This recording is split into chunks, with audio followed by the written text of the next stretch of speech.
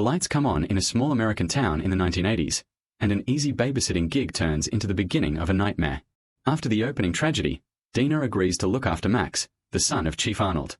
Meanwhile, Sheriff Arnold receives an anonymous VHS tape containing footage of victims murdered by someone calling themselves the Grim Reaper, each clue daring him to race against time.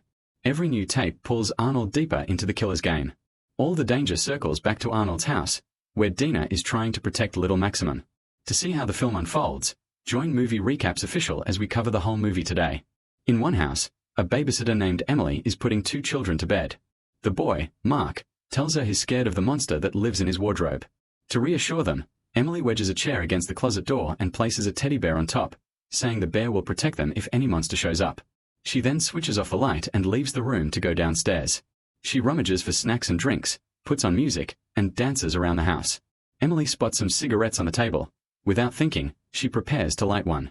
Just then, she hears the garage door opening. Assuming the kids' parents are home, she hurriedly tidies up. But when she checks the garage, the car isn't there. The door has opened by itself. Confused, Emily steps outside to smoke. She notices something lying in the road and goes closer, the body of an animal. Thinking it's just an accident, she heads back into the house. As she sits down, Emily is surprised to see the teddy bear now downstairs. Assuming Mark is still awake and teasing her, she goes up to scold him. But when she enters the room, the boy is still asleep. Emily quickly puts everything back as it was and leaves. She suspects it was Marina's prank and goes to the girls' room, but Marina insists she didn't do anything. Perplexed, Emily steps into the hallway and jumps. Family photos that had been hanging on the walls are scattered everywhere. As she kneels to gather them, a door, one that is always kept locked, suddenly opens. Curiosity wins. Emily finishes picking up the photos and slowly enters the dark room, which appears empty. She doesn't notice a shadowy figure dart past. Thinking it's Marina, Emily returns to the girls' room, only to find Marina tied up with rope by an intruder. Panicking, Emily flees to the living room to call the police, but the phone line has been cut. A TV flickers on, showing a video of a masked figure dressed as the Grim Reaper. Terrified, Emily freezes. Then the masked figure appears behind her and kills her with a knife. Sometime later, during Halloween week, Dina returns to her hometown after years away. Suddenly, a young man with a camcorder pops up, claiming Dina is on a hidden camera show. It's Chad, an old classmate. He jokes that she should have called ahead so they could roll out the red carpet. At that moment, Willis pulls up in his car. Seeing Dina uncomfortable, he tells Chad to back off. After saying goodbye to Willis, Dina heads to the pharmacy to pick up her father's medication. At Sheriff Arnold's house, he's grabbing the newspaper on the porch when he finds a mysterious package on the lawn. Inside is a remote control, leaving him puzzled. Meanwhile, Dina arrives at Hattie's house. Hattie is thrilled that Dina is back and visiting her. They sit in the living room, drink coffee, and talk about Dina's university. Dina invites Hattie to go to a bar that evening. Hattie says she's already scheduled to babysit the sheriff's son, Max. His wife passed away and he doesn't have much time for childcare. More importantly, Hattie jokes that she'd like to fill the empty space in Arnold's bed. At that moment, Arnold and his partner visit the house where Emily and the two kids were attacked. Arnold quickly realizes the mysterious device he received is the garage door remote for that house. Understanding the offender has returned, they get to work. Dina goes home and is warmly welcomed by her mother. Her father is awake, so she goes in to see him, but is not in a normal state. After some past trauma, he has completely broken down. Dina is saddened that he doesn't respond to her stories about university life. Her mother comforts her, saying that even if he doesn't speak, he's surely proud of his daughter. At the station, Arnold and his colleague Butch discuss what just happened. The secretary, Doy, reports that a package was left in her yard, but the addressee is Sheriff Arnold. Arnold opens it to find a tape labeled Night of the Reaper. Without delay, they play it. The first image is a dog's corpse. The footage then follows a young man camping nearby. Hearing noises, the young man investigates and finds the dog's body. Panicked, he runs back to his tent. The masked figure appears from behind and strikes him with a hammer. Arnold recognizes the victim as Davis, a student who went missing 2 years ago and was later found dead in a river. He also remembers the case was closed as an accident. From this, the pair realize the tape is real evidence and decide to reopen the case. Hattie then calls Dina, saying her stomach really hurts and she can't babysit that night. She begs Dina to cover for her because she badly needs the job. Although Dina had promised to have dinner with her parents, she reluctantly agrees. On the road, the two officers meet Liz, a female ranger. She has just found a dog likely hit by a car. Liz says animal-related accidents are increasing and asks Arnold to push for more speed limit signs on that road. Seeing the dead dog, Arnold thinks of telling Liz about what he knows from the Davis case, but decides to keep it quiet until they have more leads. They continue along the forest road to the exact place where the masked killer murdered Davis. Arnold reconstructs the scene, the tent, the spot where Davis died. Suddenly, he freezes. There's another package here containing another tape. They return and play it. This time, the footage shows the night Emily was attacked. Looking carefully, Arnold spots Chad's license plate, and notes he doesn't live in the area.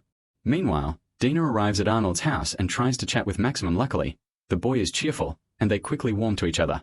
Back at the station, Arnold confronts Chad directly, asking if he was an accomplice in Emily's attack. Chad denies everything.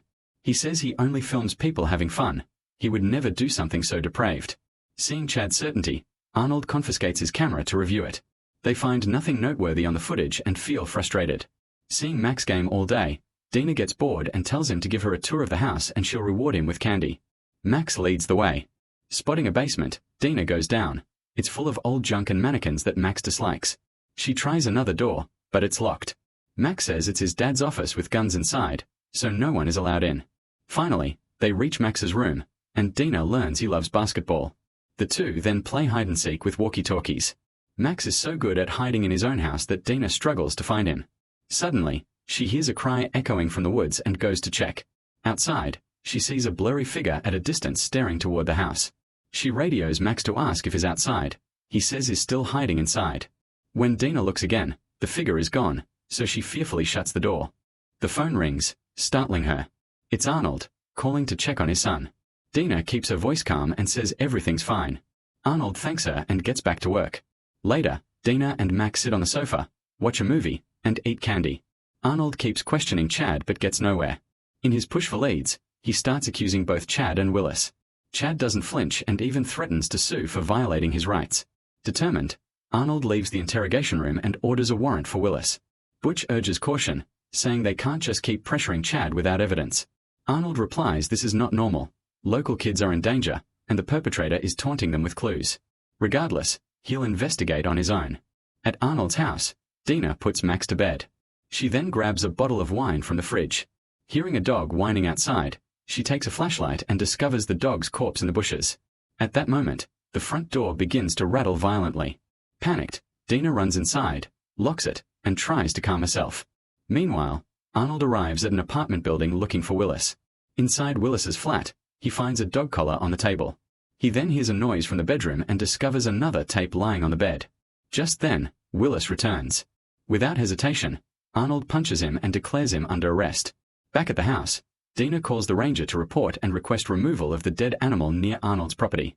She keeps drinking, then hears a scream, but it's only from the movie she and Max were watching. She turns it off and phones Hattie to talk about the evening with Max, admitting she's scared by the strange things happening around the house. Hattie says the area gives her the creeps too, but she's used to it. Dina shouldn't worry too much. Dina then hears a noise upstairs and assumes Max is awake. At the same time, Hattie hears her doorbell and says she'll call back.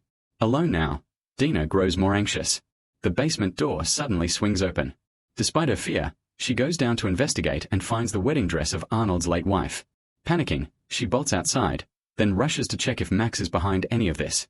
Seeing the boy lying quietly and unwilling to respond, she drops the idea of confronting him and steps back into the hallway. There she finds a newspaper laid beneath a portrait of Max's mother, with a headline about the accident that killed her. Realizing she's in danger, Dina tries to get downstairs and escape.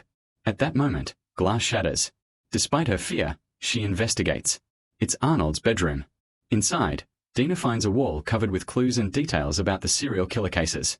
Arnold returns to the station with Willis and orders Butch to hold him. Chad is released, since they have their man. Arnold then plays the tape found in Willis's apartment. Unexpectedly, it shows the car crash involving Arnold's late wife. He realizes she didn't die from losing control. The intruder killed her by smashing her head into the steering wheel, and recorded everything. Enraged, Arnold storms into the interrogation room, tells Butch to step out, and threatens Willis at gunpoint. Willis insists he didn't film it. He received it in a package addressed to Arnold. Right then, Butch reports an emergency call, a suspicious backpack at the supermarket, possibly a bomb. Within seconds, the entire department rushes out. At the store, Butch finds only a bag full of bottles and calls Arnold to say it was a prank. At the same time, the intruder slips into Max's room to kill him, but hears Dina phoning the police and shifts targets to her instead. What the intruder doesn't expect is that Dina has recorded her own voice on a device. When the figure turns, Dina shocks them from behind with a stun gun and sedates them. A few minutes later, the offender wakes to see a TV playing their own crimes. Dina appears, dressed in a Reaper outfit, and says she knows who they are. She only pretended to go off to university to secretly investigate them. While they were unconscious, Dina went to their house and gathered evidence. The intruder is revealed to be Liz, the ranger. Dina explained she planned everything, spiking Hattie's coffee so she couldn't babysit, giving Max a sedative, having Willis take the boy to Hattie's for safety, using a mannequin in the basement to make Liz think Max was still in his room, calling Liz about the dead dog to lure her over, and planting the fake bomb threat to keep other officers away. Half-dazed, Liz searches the house for a weapon, picking up a shard of glass upstairs. Dina leaves a walkie-talkie and invites Liz to play a game like the one Dina played with Maximum. Following the prompts, Liz finds a light inside a closet, but it's just a camera. Back downstairs, Liz sees a Reaper silhouette and lunges, only to discover another mannequin. Spotting a flashlight outside, she charges into the yard and finds dozens of Reaper mannequins hanging around her. Dina steps out among them and blasts Liz in the leg with a shotgun. Approaching, Dina reveals she's Emily's sister and vows that Liz will pay for what she did to their family. Suddenly, Dina is struck on the head by Chad. He's actually Liz's real accomplice. They drag Dina inside and tie her up. Chad tends to Liz's wound. Despite being bound and dizzy, Dina taunts them, saying that even if they think they've won, they're not in control.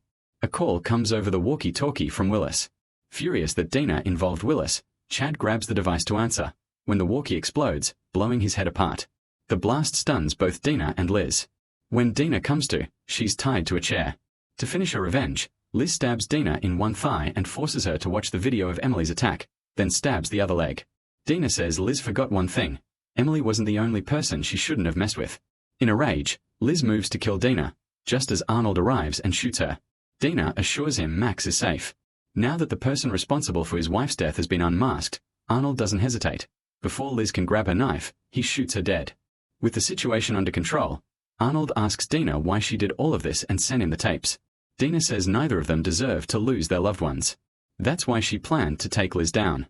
Arnold admits they'll have to tell the authorities everything, but Dina begs him not to. Liz doesn't deserve to ruin the lives of those who sought justice. Hearing this, the sheriff changes his mind, and they devise a plan. Stage Liz's disappearance and set up a fake scene at her house where the police will find Chad's body.